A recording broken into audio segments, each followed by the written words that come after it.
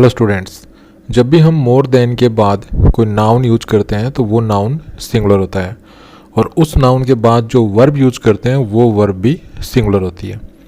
लेकिन अगर हम इस मोर और देन वन, ठीक है, मोर और देन वन के बीच में ये नाउन अगर उठा के ले आते हैं तो फिर ये नाउन प्लूरल बन जाता है।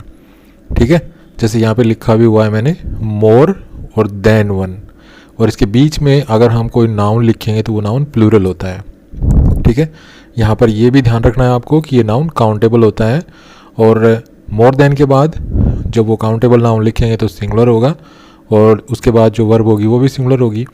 लेकिन अगर मोर और देन वन के बीच में अगर वो नाउन लिखेंगे तो वो नाउन प्लूरल बन जाएगा और जो वर्ब है वो भी प्लूरल होगी।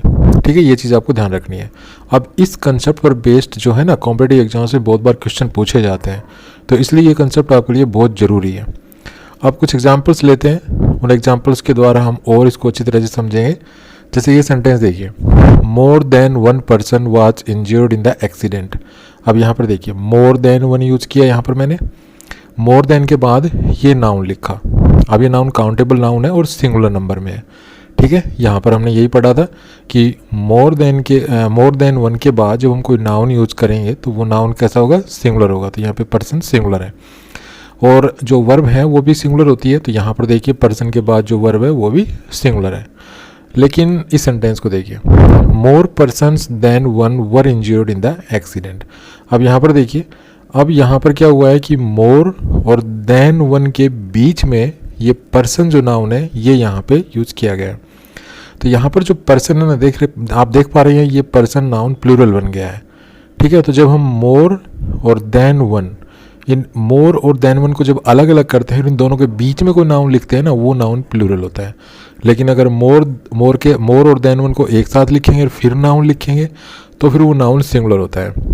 ठीक है, अब यहाँ पर क्या है, मोर देन वन और उसके बाद नाउन लिखा गया है तो नाउन सिंगुलर है और वर्ब भी सिंगुलर है। ऐसा ही हमने देखिए यहाँ पे पढ़ा था। लेकिन अगर हम मोर और देन वन के बीच में नाउन लिखेंगे तो वो नाउन प्लूरल होता है। तो यहाँ पे देखिए नाउन प्लूरल है और जो वर्ब है वो भी यहाँ पर प्लूरल है। ठीक है, यहाँ पर हमने यही पढ़ा था। ठीक है, लेकिन यहाँ पर एक चीज़ और समझनी है आपको। अब यहाँ पे ज़रूर नहीं है कि मोर देन वन आए, मोर देन के बाद वन के अलावा 2, 3, 4, 5, 6 ऐसे भी हो सकता है, तो फिर थोड़ा सा केस बदल जाएगा। अब यहाँ पर देखिए मोर देन के बाद वन नहीं है बल्कि 3 है, तो वन के अलावा 2, 3, 4, 5, 6 ऐसे आप लिखेंगे तो ये नाउन फिर से प्लूरल बन जाएगा। ठीक है, अब जैसे मैंने यहाँ पे देखिए मोर देन लिखा, उसके बाद 3 लिख दिया, वन नहीं लिखा, वन की जगह 3 लिख दिया।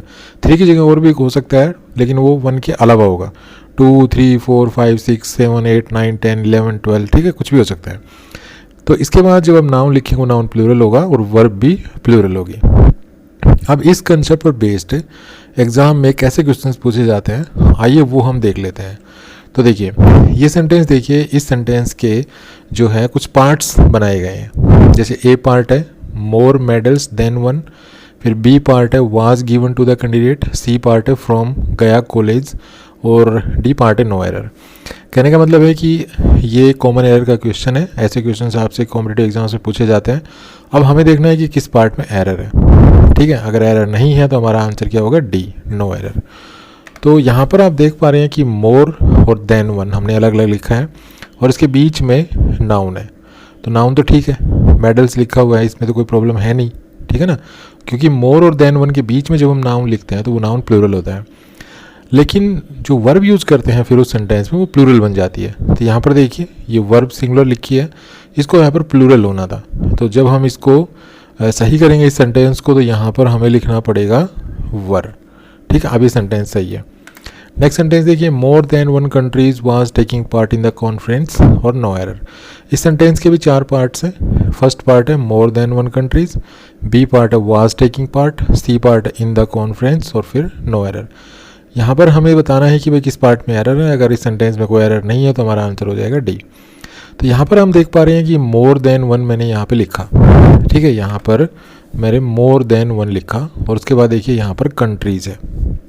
तो यहाँ पर मोर देन वन के बाद हमने पढ़ा था कि मोर देन वन के बाद जो नाउन होता है वो सिंगुलर होता है और वर्ब भी सिंगुलर होती है। तो वर्ब तो आप देख पा रहे हैं सिंगुलर है, लेकिन नाउन जो है ना वो सिंगुलर नहीं है। यहाँ पर कंट्रीज़ लिखा हुआ है जो कि प्लूरल है। तो हमें इस सेंटेंस को सही करने के लिए क्या करना पड़ेगा, कंट्री। ठीक है, more than one country was taking part in the conference. तो ये हमारा सेंटेंस हो जाएगा। ठीक है, इसको हमने यहाँ पर करेक्ट कर लिया है। नेक्स्ट सेंटेंस है more persons than one has been involve in this quarrel. अब यहाँ पर ऐसे ही यहाँ पर इस सेंटेंस के 3 पार्ट है, more than one, more persons than one, has been involve और इन दिस क्वारल। अगर कोई एरर नहीं है तो हमारा आंसर हो जाएगा नो एरर। तो यहाँ पर भी हम देख पा रहे हैं कि मोर और देन वन को हमने अलग अलग लिखा है, इसके बीच में नाउन लिखा है। तो नाउन नाउन जो है वो प्लूरल नंबर में है, पर्सन्स। तो यहाँ पर ठीक है, क्योंकि मोर और देन वन के बीच में जब हम नाउन लिखते हैं तो प्लूरल नंबर में होता है, तो ये प्लूरल नंबर में है, तो यहाँ कोई एरर नहीं है। लेकिन जब हम मोर देन वन के बीच में नाउन लिखते हैं इस तरह से, तो इस नाउन के अकॉर्डिंग आगे वर्ब आती है। ठीक है, तो जब ये नाउन प्लूरल है तो यहाँ पर इस वर्ब को भी कैसा होना था, प्लूरल नंबर में होना था। अब प्लूरल नंबर में जब हम इसको लिखेंगे तो हैज़ की जगह में क्या लिखना पड़ेगा, हैव। तो ये सेंटेंस हमारा हो जाएगा more persons than one have been involve in this quarrel. तो ये हमारा करेक्ट सेंटेंस बन जाएगा। तो इस प्रकार से ये कंसेप्ट बहुत ज़रूरी है, कॉम्पिटिटिव एग्जाम्स में इस कंसेप्ट पर बेस्ड बहुत बार क्वेश्चन पूछे जाते हैं, तो इसलिए ये कंसेप्ट आपके लिए जानना बहुत ही इंपॉर्टेंट है। तो कैसा लगा ये वीडियो? अगर ये वीडियो अच्छा लगा तो प्लीज़ को लाइक कीजिए, शेयर कीजिए, चैनल को सब्सक्राइब करना ना भूलें। Thanks for watching this video. Happy learning, bye bye.